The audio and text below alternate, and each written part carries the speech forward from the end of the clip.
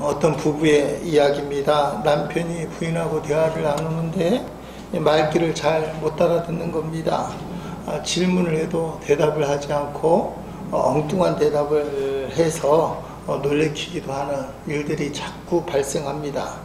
남편이 생각하기를 부인이 가는 기가 먹었다. 그래서 부인이 불쌍해서 병원을 찾아가서 상담을 했습니다. 우리 아내가 제가 무슨 말을 해도 잘 알아듣지 못하는데 좋은 처방이 있습니까? 고칠 수는 있습니까? 그 의사가 청력 테스트 하는 방법을 가르쳐 줬습니다. 그래서 그날 저녁에 집에 돌아온 남편이 10m쯤 되는 곳에서 시크대에서 부엌에서 뭘 만들고 있는 부인에게 질문을 했습니다. 여보, 오늘 저녁 반찬이 뭐요? 그런데 부인이 못 알아듣는 거예요. 5m쯤 와서 또 묻습니다. 여보, 오늘 저녁 반찬이 도대체 뭐요? 못 알아듣는 거예요. 그래서 1m 코앞에 가서 큰 소리로 물었습니다. 여보, 오늘 저녁 반찬이 도대체 뭐요? 그랬더니 고개를 굽던 부인이 획하니 돌아서고는 매서운 눈빛을 째려보면서 오늘 저녁 반찬은 불고기라고 벌써 3번이나 말했잖아요. 그걸 못 알아들어요. 그렇게 했다는 거죠. 도대체 누가 말귀를 못 알아들었겠습니까? 남편은 부인이 가는 기가 먹었다고 생각을 했는데 실제로는 남편이 가는 기가 먹은 거예요. 그래서 부인이 엉뚱한 얘기만 한다고, 자기 말귀를 못 알아듣는다고 그렇게 표현하고 있습니다. 여러분, 하나님은 살아계시기 때문에 우리에게 말씀해 주시는데 우리가 생각하기에는 하나님 앞에 기도를 해도 하나님이 못 알아듣시는 것 같아요. 가는 기가 먹으신 것 같아요. 그래서 답답할 때가 있어요. 하나님 도대체 왜 말귀를 못 알아들으십니까? 오늘 같은 상황도 사실은 답답하니까 하나님 왜 말귀를 못 알아들으십니까? 이렇게 할 수 있어요. 근데 가만히 보면 하나님이 말귀를 못 알아들으시는 것이 아니라 우리가 하나님의 말귀를 못 알아들어요. 하나님의 음성을 못 알아들어요. 살아가면서 문제는 하나님께 있는 것이 아니고 오늘 우리 안에 있다. 하나님은 너무 좋으신 분이다. 참 좋으신 분이다. 근데 내가 문제가 있다. 하나님은 늘 말씀해 주시는 분. 하나님 우리에게 사랑해 준다고 말씀해 주시는 분. 오늘 예배 가운데서도 하나님의 말귀를 들을 수 있는 귀가 열리기를 축복합니다. 하나님은 우리를 사랑하신다. 어떤 상황 속에서도, 어떤 절망 상황 가운데서도 우리를 사랑하신다.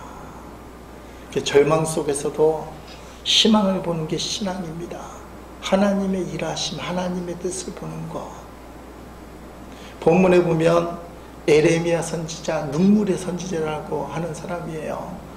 생명의 삶 토요일날 본문 이제 예레미야서 진행이 되는데 하나님의 말씀이 들렸다. 4절 말씀에 그렇게 표현하고 있습니다. 그런데 하나님의 말씀을 듣는 에레미야의 태도가 우리가 생각하는 것처럼 신앙적이진 않아요. 우리 같으면 뭐라고 하겠어요? 하나님이 말씀하셨다 이러면 깜짝 놀라면서 아멘, 하나님 말씀해 주시니 너무나 감사합니다. 그렇게 대답할 거예요. 하나님 너무 감사합니다. 무슨 말씀을 하든지 아멘 하겠습니다. 그런데 에레미야는요 6절 말씀에 이렇게 표현하고 있습니다. 내가 이르되 슬프도소이다. 주 여호와여 보소서. 나는 아이라 말할 줄 알지 못하나이다. 아니하면 이게 우리가 생각하는 거하고 많이 틀려요. 성경에 나와 있는 하나님이 쓰시는 유명한 사람들은 신앙이 좋고 처음부터 믿음이 좋은 줄 알았는데요, 에레미야는 신앙이 태도가 좀 불경해요. 슬프대요. 난 아이라 말을 못한다고 그렇게 고백을 합니다. 유대 랍비들은 이 단어 사용을 보니까 이때 에레미야 나이가 14살이다 단어 하나 때문에 그렇게 생각을 하지만 우리 성경을 연구하는 개신교인 입장에서 보면 20살쯤 나이, 성경의 1장 1절부터 보면 사람들 이름 쭉 나오잖아요. 왕들 이름들 나오기 때문에 20살쯤 됐을 때 부름을 받았다. 청년이긴 하지만 아이는 아닌 그 나이 때. 그러니까 두 가지입니다. 첫째는 겸손이든지, 두 번째는 정말 못하겠다는 거예요. 나는 이 일을 죽어도 못하겠다. 하나님이 직접 말씀하시는데도 나는 이 일을 직접 못하겠다.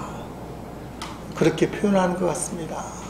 여러분, 신앙적인 겸손과 교만이 무엇일까?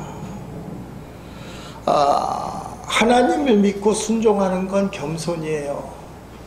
근데 하나님을 바라보지 않고 자기 스스로 결단하고 일을 밀어붙이는 것은 교만이에요. 모세가 호렙산에서 떨기나무에 불이 붙는 걸 보았습니다. 근데 엄청난 놀라운 일이 벌어져요. 어떤 일이 벌어집니까? 떨기나무는 불에 타는데 나무가 타요, 안 타요?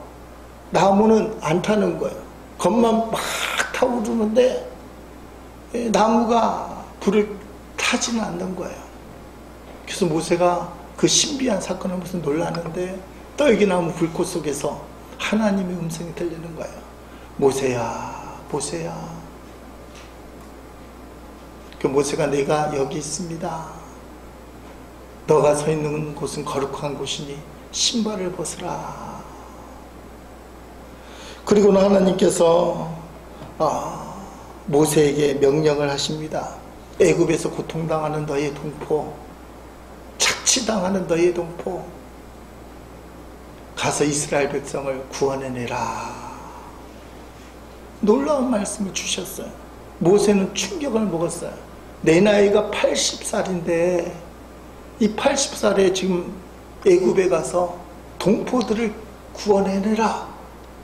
어떻게 반응할까요? 출애굽기 3장 11절 12절 말씀 보니까 모세가 하나님께 아뢰었다. 제가 무엇이라고 감히 바로에게 가서 이스라엘 자손을 이집트에서 이끌어내겠습니까? 하나님이 대답하셨다. 내가 너와 함께 있겠다. 네가 이 백성을 이집트에서 이끌어낸 다음에 너희가 이 산 위에서 하나님을 예배하게 될 때에 그것이 바로 내가 너를 보내드리는 징표가 될 것이다. 아멘. 모세가요, 하나님을 정말 믿었어요. 그래서 하나님이 나타났습니다. 그런데 뭐라고 얘기합니까? 못한다는 거예요.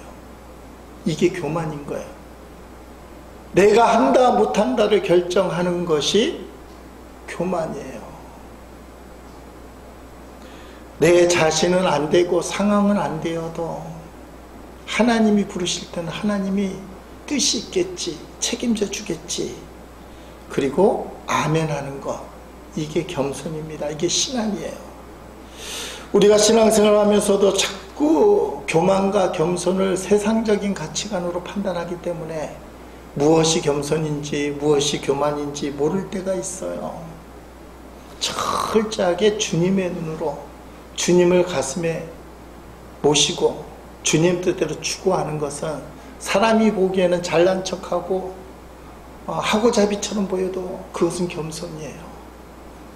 근데 주님의 일을 멋있게 하는 것처럼 보이면서도 주님이 없다면 그것은 교만이다. 내려놓음으로 유명한 분이 이용규 선교사님입니다. 그래서 책을 하나 더 냈죠. 더 내려놓음. 잘 알려지지 않는 내용 중에 이런 이야기가 있습니다. 그냥 지나가듯이 나오는 챕터 이야기인데요. 보스턴에서 유학생을 하던 이용규 선교사님이 집을 구하게 됐어요. 근데 유학생이 집이 없다 보니까, 돈이 없다 보니까 싼 집을 구하게 됐습니다. 그 월세 부담도 크고 하기 때문에 싼 집만 구하는데 집을 못 구하는 거예요. 그래서 하나님 앞에 이렇게 한탄을 했습니다. 하나님, 보스턴에 이토록 많은 집이 있는데 어쩌다 우리가 거할 집은 이렇게 없습니까? 하나님 뭐라고 말씀하시냐면, 왜 집이 없다고 하니? 너는 하필 싼 아파트만을 고집하니? 그래서 이용규 선교사님이 하나님 앞에 항변을 하는 거예요. 내 사정을 잘 알잖아요. 월세가 쌓여야 되잖아요. 제가 그걸 감당할 수 없잖아요.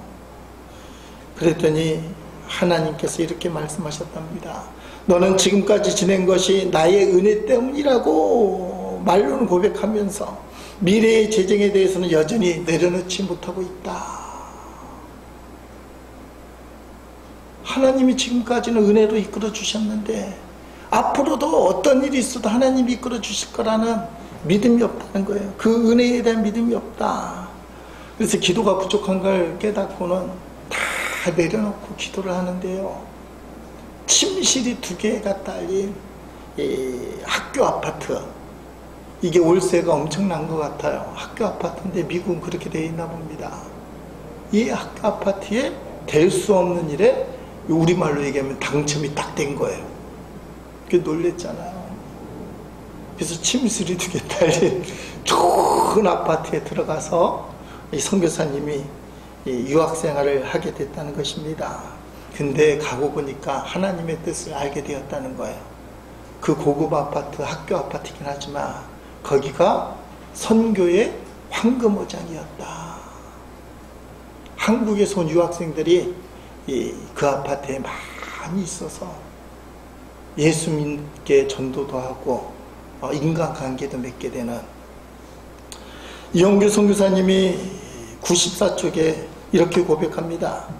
내가 집을 고를 때 나의 관심은 싼 집이었다. 하지만 하나님의 관심은 다른 데 있으셨다. 하나님께서는 우리가 바랐던 것보다 더 좋은 것을 우리를 위해 예비하시고 그것을 우리가 믿음으로 찾기를 원하셨다. 주의 일을 할 때요, 청빈하게 살아야지, 검소하게 살아야지, 가난하게 살아야지, 그 사람의 생각이라는 거예요. 여러분, 큰 집에 사는 게 교만이다, 작은 집에 산다고 겸손이다, 그게 아니라는 거예요. 주님의 뜻에 맞는 집에 사는 게 겸손이다. 큰 집에 살려고 하는데 일부러 작은 집에 사는 건 교만이에요. 이용규 선교사님이 그걸 깨달은 거예요. 물론 작은 집에 살려고 하나님 인도하는데 가시욕을 보이려고 일부러 큰 집 가는 것도 교만일 수 있어요. 겸손과 교만의 기준이 뭐냐? 사람의 판단이 아니라는 거예요. 하나님의 뜻이다. 주님의 뜻에 순종하고 주님의 뜻대로 살아가는 것이 겸손이라는 겁니다. 근데 인간이 판단이 앞서서 자기 마음대로 결정하는 것은 교만이고 불순종이다.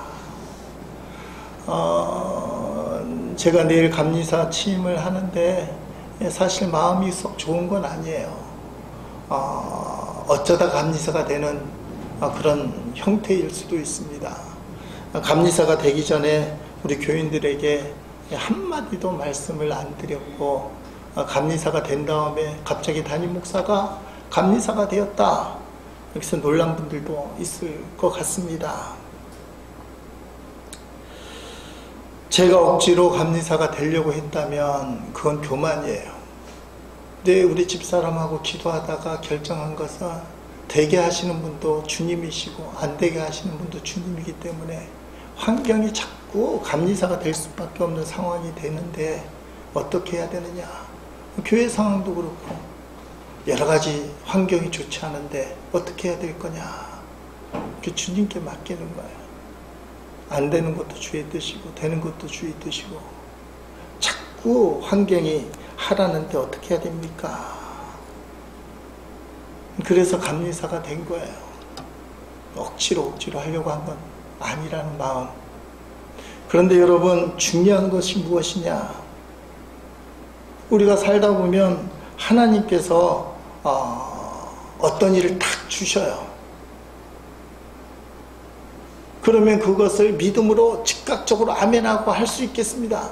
내가 그거 감당하겠습니다. 순종이 되느냐, 그 말이에요. 오늘 본문에 나와 있는 예레미야도 그렇고 아까 예를 든 모세도 그렇고 하나님이 큰 일을 하라 그렇게 말씀하시니까 못할 건다고 얘기했어요. 우리 같으면 화를 낼 거 아닙니까? 야, 내가 다 알아서 준비해놨는데 왜 너는 못한다고 하느냐? 다 할 수 있어. 야단을 칠 것 같아요. 그런데 하나님은 우리를 어떻게 받아들이느냐? 이 믿음이 좋은 모세도 그렇고 예레미야도 그렇고 안 한다고 얘기했을 때 기대 바뀌잖아요. 하나님이 할 만한 사람을 시켰는데 그 사람이 안 한다고 했을 때, 근데 하나님은 화를 내지 않고 위로해 주시고 다시 세워주신 말씀을 주십니다. 오늘 본문 7절 8절 말씀을 보니까, 그러나 주님께서 나에게 말씀하셨다. 너는 아직 너무나 어리다고 말하지 말아라. 내가 너를 누구에게 보내든지 너는 그에게로 가고, 내가 너에게 무슨 명을 내리든지 너는 그대로 말하여라. 너는 그런 사람들을 두려워하지 말아라. 내가 늘 너와 함께 있으면서 보호해 주겠다. 나 주의 말이다. 하나님이 사람을 세우실 때 오래 잡고 인내하시는 모습, 사랑으로 품어주시는 모습, 우리는 말 안 듣는다고 하며 화부터 내고 야단치고 벌을 줄 것 같은데 그렇지 않은 거예요. 나는 아이라 정말 못하겠습니다 하는 예레미야에게 뭐라고 말씀하십니까? 세상을 보면서 두려워하지 마라. 사람을 보면서 두려워하지 마라. 내가 늘 너와 함께 하겠다. 내가 너를 보호해 주겠다. 분명하게 말씀해 주시는 분. 내가 너를 책임져 주겠다.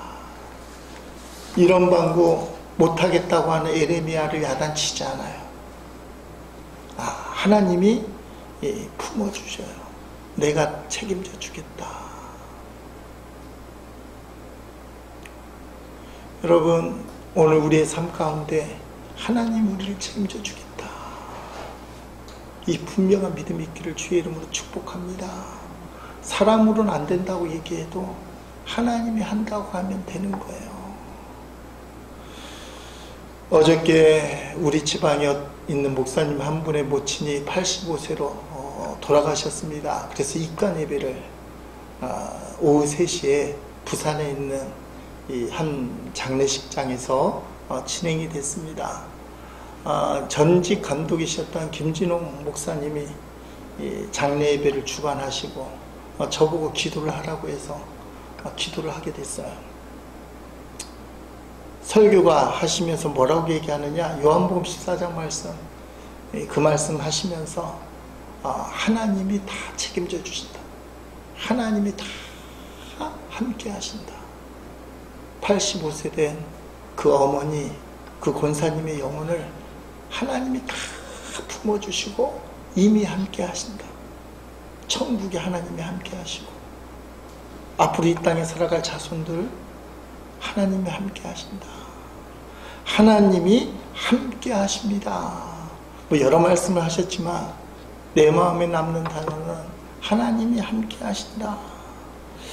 여러분, 세상에서는 나누어 주기만 해도 큰 선을 행하는 것처럼 사람들에게 인정받습니다. 교회도 그렇게 해야 돼요. 성도들도 나눠줘야 돼요. 갖고 있는 것을 나눠주는 것. 그런데 성경은요, 한 걸음 더 나갑니다. 하나님께서는 나눔으로만 멈추는 것이 아니라 함께 하신다. 그래서 예수님의 다른 이름이 뭐예요? 임마누엘, 하나님이 우리와 함께 하신다. 그렇게 말씀하시는 거예요. 제가 가끔 말씀드리는 이야기 있잖아요. 제가 부목사로 섬기던 교회에서 노숙자들을 아침 식사를 대접하던 사역을 했습니다. 여름 성경학교 프로그램 중에 하나가 어린이들이 이 아침 식사를 노숙자들을 섬기는 거예요. 사랑을 나누는 거예요. 너무 좋은 거예요. 그랬더니 한 교사가 이런 제안을 했습니다. 노숙자들 섬기는 것도 좋은데 어린이들하고 노숙자하고 함께 식사를 하는 건 어떻습니까? 어떻게 됐을 것 같아요? 교사들이 대부분 그 어린이들의 학부모인데 그건 못한다는 거예요. 나눔까지는 한다는 겁니다. 나눔까지는, 섬기는 것까지는. 근데 지저분한 그 노숙자들하고, 냄새나는 노숙자들하고 아이들이 함께 한다는 것은 그건 아무래도 깨름직하다. 그것은 받아들이기 힘들다. 이게 오늘 우리 성도들의 수준이라고 얘기할 수 있어요. 교회의 수준. 여러분 성경에 어디 주님이 너희와 나누러 오셨다, 그 말씀이 어디 있어요? 주님은 분명히 우리에게 나눠주셨지만 표현은 나누러 오셨다는 말씀 안 하셨어요. 뭐라고 얘기하십니까? 함께 하시겠다. 함께. 우리와 함께 하시겠다. 내가 너와 함께 하겠다. 그렇게 말씀하시는 거예요.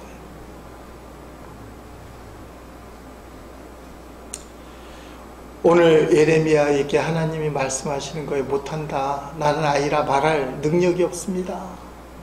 저 같은 사람이 어떻게 주의를 감당합니까? 저 같은 사람이 어떻게 감리사를 감당합니까? 우리 교회가 어떻게 그런 일들을 감당합니까? 여러분들 개인적으로는 제가 어떻게 그 일을 감당합니까? 주님이 딱 한마디 해주셔요. 따라합시다. 임마누엘. 임마누엘이라고 말씀해 주셔요. 함께 하겠다. 지금 오늘 예레미야에게 그렇게 말하잖아요. 두려워하지 말라. 내가 너와 함께하여 너를 구원하리라. 내가 너와 함께하여 너를 구원하리라. 구원한다는 말은 하나님의 일을 감당하다 보면 원치 않는 큰 일을 당할 때가 있다는 거예요. 근데 걱정하지 마라. 큰 문제가 생기고 답답함이 생겨도 그때 하나님이 함께 하신다. 내가 너를 구원하리라. 여러분, 우리가 그걸 기억해야 돼요. 하나님 우리를 포기하지 않고 우리와 함께 하시고 우리를 구원하겠다. 이게 귀에 쏙 들어가기를 주의 이름으로 축원드립니다. 따라합시다. 하나님은 함께 하신다. 네, 하나님은 함께 하셔요. 오늘같이 상황이 안 좋은 상황이에요. 우리 배경한 집사님도 늦게 오셨는데 석가탄신일이라 아마 차들이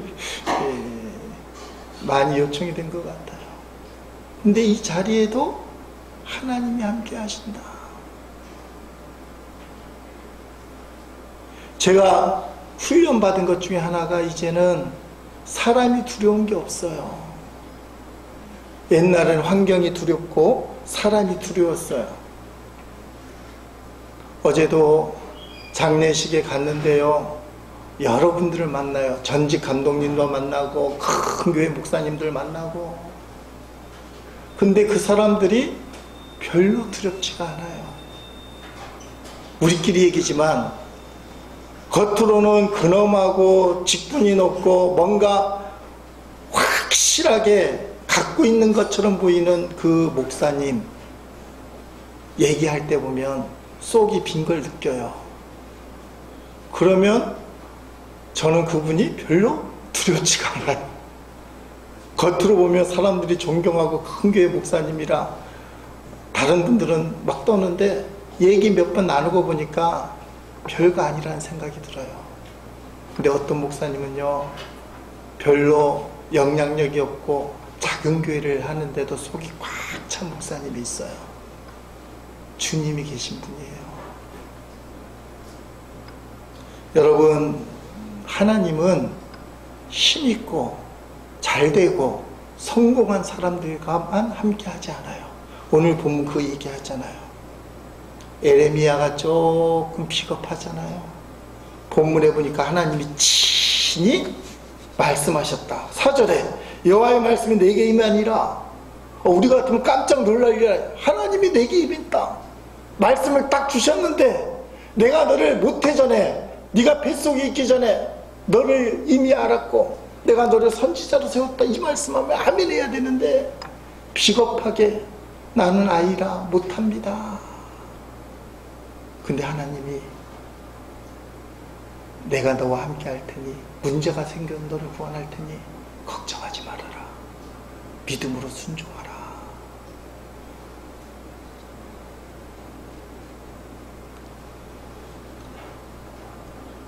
주님은 우리보다 우리 자신을 더 정확하게 하시는 분. 지금 상태로의 모습이 아니라 우리를 쓰실 때의 모습, 우리가 순종할 때의 모습을 기억하시는 분. 에레미야를 부르실 때 하나님이 주신 말씀 5절 말씀은 상당히 중요합니다.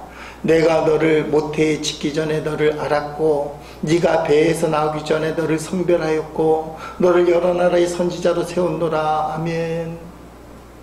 저기서 특별히 성별하였다라는 단어 중요합니다. 에레미야는요, 제사장 hil기야의 아들이라 어렸을 때부터 신앙적인 분위기에 살았을 거예요. 어떻게 보면 제사장이 당년이 되는 사람이에요. 요새 말로 하면 목사의 아들이었습니다. 근데 그 당시 제사장들이 타락해 있었어요. 목사님들이 타락해 있었어요. 하나님의 말씀을 대하는 에레미야가 나중에 제사장들을 향하여, 목사들 향해서 이렇게 대언합니다. 에레미야 6장 13절로 15절 말씀 보니까 이렇게 표현되어 있어요. 작은 사람에서부터 큰 사람이 이르기까지 누구나 돈에 욕심내고 있다. 좀 찔려요. 목사님들이 돈에 욕심내고 있다. 예언자와 제사장들까지 모두 거짓말을 하고 있다.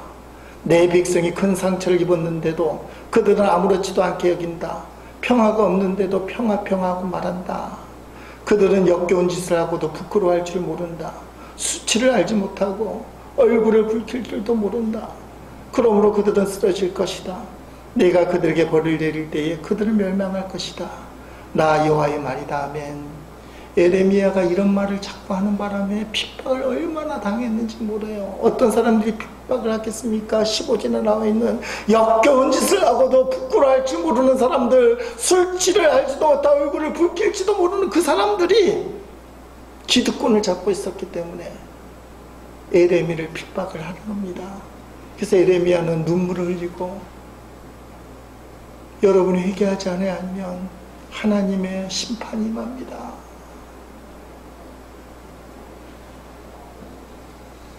여러분, 세상은 타락해도 우리는 타락하지 말아야 된다. 왜 그러냐면 우리는 성별된 존재이기 때문에. 우리는 성별된 존재, 성별이란 것은 구별하게, 거룩하게 구별된 그 뜻이에요. 세상과는 구별된. 저는 저 말씀 읽으면서 많이 울었어요. 돈에 욕심내는 목사, 거짓말하는 목사, 역겨운 짓을 하고도 부끄러워할 줄 모르는 목사, 수치를 알지 못하고 얼굴을 붉힐지도 몰라요. 제가 저 말씀 읽으면서 그래도 감사한 건 저 수치를 느끼면 얼굴은 붉어져요. 저는 마음이 여려서 얼굴은 붉어져요. 돈 좋아하는 목사, 거짓말하는 목사.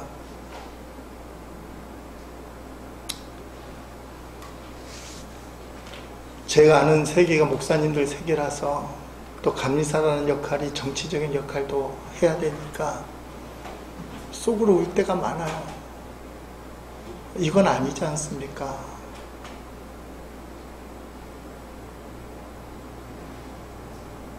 에레미야는 그들에게 말씀을 전해줬어요. 근데 핍박을 받아요.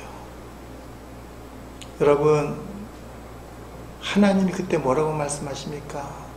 내가 너와 함께 하겠다. 너를 구원하겠다.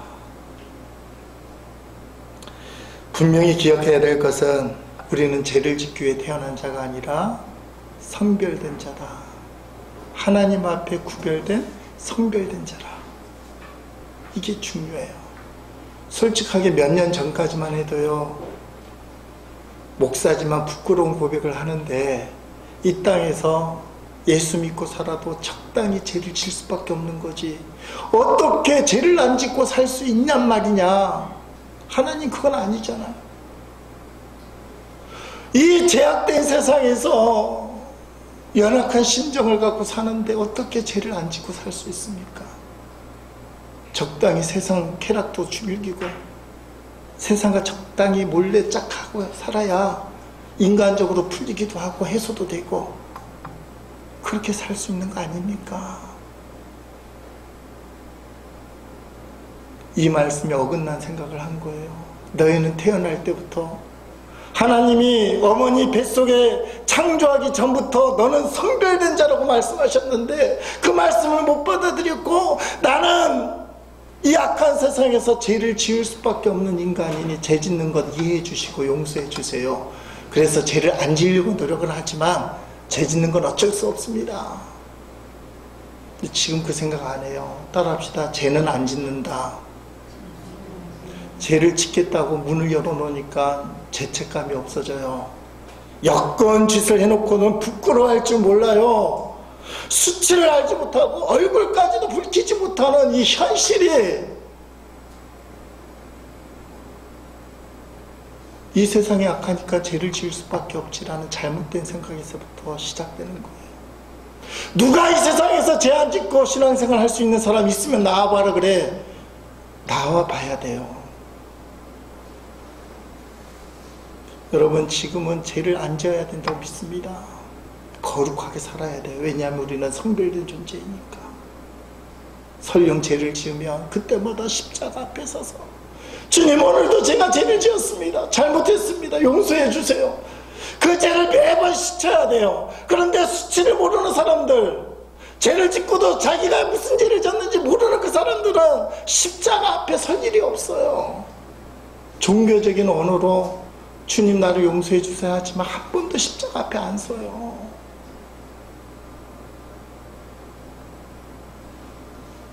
주님 앞에 서야 돼요. 오늘도 십자가의 은혜가 필요합니다. 세상은 죄와 타협하라고 얘기하지만 성도는 타협할 수 없어요.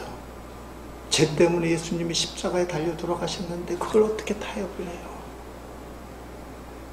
저에게는 잊지 못할 목사님이 계십니다. 15년 전쯤에 제가 지방에 회개를 하게 됐을 때 저보다 연배가 엄청 많으신 분이 전직 회계셨어요. 인수인계를 해야 되는데 부산제일교회 식당에서 만나자는 겁니다. 이유는 간단해요. 식사비가 안 드니까. 이 목사님이요 회계 인수를 하는데 인수인계비를 안 쓰려고 지금은 기억도 안 나요. 왜 부산제일교회에서 공짜로 밥을 줬는지. 부산제일교회 목사도 아닌데 식당 한 구석에 둘이 앉아서 인수인계를 받았어요. 근데 엄청난 얘기를 들었습니다. 그 목사님이 지금은 힘들어요. 은행 통장 개설이 지금은 쉽지 않지 않습니까? 통장 개설을 은행마다 다 해놓는 거예요. 이유는 수수료 때문에. 상대방이 국민은행에 50만 원 입금해 주세요 하면 국민은행 찾아가서 송금을 하셔요. 부산은행에서 30만 원 입금해 주세요 그러면 이 목사님이 부산은행 찾아가서 그 통장으로 30만 원 입금해 주셔요. 제 기억으로는 그때 수수료가 100원인가 그랬을 거예요. 그 수수료를 아끼려고 통장을 다 개설하고는 송금을 해 주셨다. 고개가 절로 숙이고는 목사님 저는 그렇게는 못합니다. 저는 수수료 다 내고 송금하고 그것도 다 올릴 겁니다. 실제로 그렇게 했어요. 지금 그렇게 시켜도 못할 거예요. 여러분 이런 목사들이 실제로 있어요. 진짜 목사님입니다. 이분이 2010년도에 대구제일교회에서 은퇴를 하셨습니다. 근데 둘째 아들이 전문의인데 감리교 게시판에 글을 올렸어요. 자식들이 잘 됐습니다. 큰아들은 S전자 책임연구원, 우리나라 제일 큰 기업 있잖아요. 제일 잘 나가는 기업. 그리고 막내는 한의사. 잘 됐잖아요. 별로 얼굴에 부러운 눈빛이 없는데 전문의, 삼성전자 책임연구원, 한의사. 근데 둘째 아들이 의사인데 못 가니까 글을 하나 길게 올렸어요. 제목이 이런 제목이에요. 인터넷 뒤져보면 나와요. 지금도 인터넷 막 떠도는 걸 봤습니다. 무능한 목사 아버지가 자랑스럽습니다. 제가 이분 성함을 밝혀드릴 텐데 이렇게 시작됩니다. 저희 아버지는 부산 서지방 부암교회의 김무송 목사님이시며 오늘 대구 제일교회에서 은퇴 찬화 예배가 있습니다. 참석하지 못하는 마음을 글로 대신합니다. 의사니까 못 갔어요. 내용 한 부 이런 게 있어요. 내가 철없던 시절 아버지를 통하여 느낀 목회자의 모습은 가난, 희생, 봉사뿐이라고 느꼈었다. 유창한 설교를 통하여 부흥시키는 목사님이 되길 바란 적도 있었고, 재미난 설교로 청중을 모으는 능력을 지닌 목사님이 되길 바란 적도 있었다. 우리 아들이 앉아 있었지만 그런 마음이 있었을 거예요. 하지만 아버지는 항상 평범한 설교를 하는 조그만 교회의 목사님으로 27년을 지나셨다. 눈물 어린 이야기들이 많은데요. 어린 시절 김치보다 고구마 줄기 반찬을 많이 먹이셔야 했다. 김치 반찬이 없어갖고 고구마 줄기를 대신 먹었답니다. 때로는 간장을 아들에게 반찬으로 주셔야 했었고, 그때 이런 목사님 계신 줄 몰랐어요. 반찬이 없어서 간장만 먹었대요. 어떤 날은 눈물 젖은 눈으로 쌀이 떨어졌다고 하셨다. 주스가 먹고 싶은 아들에게 주스에 물과 설탕을 타서 희석시켜 주셨던 아버지다. 더 기가 막힌 이야기가, 떠먹는 요구르트가 나온 지 3, 4년 지난 후에야 처음으로 우리에게 사주시고, 온 가족이 그것을 먹고 맛이 상했다고, 신맛이 나잖아요. 맛이 상했다고 가게에 항의하러 갔다가 이상한 사람 취급받았던 우리 가족, 웃기잖아요. 상했다고 했는데 그게 정상인 걸 몰랐다는 거예요. 내가 고등학교 졸업할 때까지 단 한 번도 가족끼리 삼겹살 외식도 못 시켜준 가장이 나의 아버지다. 그런 내용이 구구절절이 있어요. 지방에서 만장일치로 합의해서 감리사로 추대하셨지만 본인이 마다하셨다. 그런 내용들. 저는 이런 김무성 목사님이 진짜 목사라고 생각을 합니다. 제가 감리사가 됐다고 하니까 전화를 주셨어요. 축하한다고 하면서.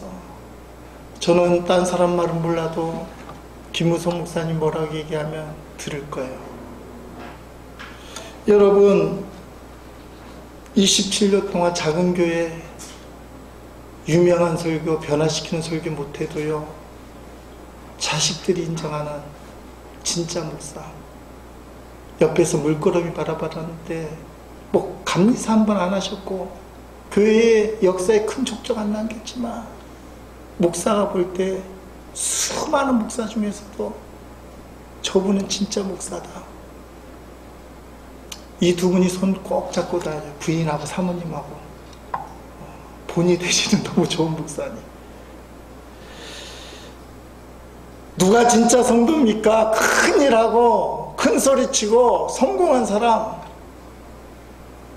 누가 진짜 성도입니까? 주님이 인정해줘야 진짜 성도고 진짜 목사일 거예요. 여러분은 신앙생활을 누구 앞에 인정받으려고 합니까? 솔직히 사람에게 인정받고 싶죠. 내려놔야 돼요. 우리를 부르신 분이 누구라고 그래요? 누가 우리를 세웠다고 말씀하십니까? 하나님이시. 하나님. 오늘 보면 그걸 분명하게 얘기하잖아요. 내가 너를 불렀고 내가 너를 세웠다. 겸손과 교만의 기준이 무엇입니까? 세상적으로 얘기하면 하고 싶은 거 할 수 있다. 자꾸 큰 소리 치는 게 교만이라고 얘기하지만 그게 교만이 아니에요. 못합니다. 난 부족합니다. 이게 겸손이라고 얘기하지만 그게 겸손이 아니에요. 진짜 교만과 겸손은 주님 뜻에 순종하는 게 겸손이에요. 진짜 교만은 주님 없이 자기 마음대로 하는 게 교만이에요. 오늘 우리에게 주신 십자가가 있어요. 여러분 인생에 주어진 십자가가 있어요. 여러분이 선택한 게 아니에요. 누가 주셨습니까? 주님이 주셨어요. 오늘 본문이 그 말씀하는 거예요. 내가 너를 모태전부터 창세전에 알았고 내가 너를 세웠다. 여기서 안다는 것은 야다라는 히브리어인데 머리로 아는 것이 아니라 경험으로 안다는 거예요. 내가 문재인 대통령을 안다고 얘기할 때 그물을 몰라요. 그냥 신문을 통해서 그냥 아는 정도예요. 그거는 야다가 아니에요. 저는 집사람을 알아요. 이게 야다예요. 속을 알아요. 하나님 우리 속을 안다는 거예요. 근데 그분이 우리에게 십자가를 주시고 사명을 주시고, 인간적으로 우리 못한다고 얘기할 수 있지만 주님이 말씀하셔요. 내가 너를 세웠다. 내가 너와 함께한다. 문제가 생겨도 너를 구원하겠다. 주님은 지금 우리에게 이 말씀을 주셔요. 에레미야가 이 말을 듣고 눈물을 계속 흘려내면서, 앞으로 그 말씀 계속 볼 텐데 사명 감당하는 게 쉽지 않아요. 계속 눈물을 흘리면서 믿음으로 감당할 때 하나님이 복을 주신 겁니다. 지금도 살아계신 하나님, 말씀하시는 주님, 되게 하신 주님, 그걸 바라보는 것이 신앙이고 겸손입니다. 그러면 주님이 인정해주는 신앙이 돼요. 하늘 상급이 큰 신앙이 돼요. 세상에 이런 말 많이 하잖아요. 이 땅에서 상급을 다 받아버리면 천국에 상급이 어딨냐고, 개털 모자밖에 없다고. 좀 웃기는 얘기긴 하지만 저는 옳다고 생각해요. 이 땅에서 사람들로부터 존경과 칭찬, 영광을 다 받아버리면, 숨겨놓은 상급이 한 개도 없이 다 드러나서 인정받아버린다면 천국에서 받을 게 뭐가 있냐. 역으로 얘기하면요, 사람들은 다 몰라줘도 돼요. 하나님 아시기 때문에 천국에서 상급을 주셔요. 오늘 예레미야를 세우시는 하나님, 우리가 생각하는 예레미야는 믿음이 좋아서 하나님이 직접 말씀하실 때 아멘 해야 될 그 예레미야가 못합니다. 난 아닙니다. 말 못합니다. 주님이 주신 말씀, 걱정 마라, 두려워 마라, 사람들, 환경들 걱정 마라. 내가 너와 함께 하겠다. 내가 너를 구원하겠다. 왜냐하면 하나님이 부르시고 세우셨기 때문에. 예레미야와 함께 이 믿음의 길을 걸어가면서 주의 영광을 볼 수 있는 우리 김혜질 감리교회, 우리 모든 성도들이 다 될 수 있기를 주의 이름으로 축복합니다.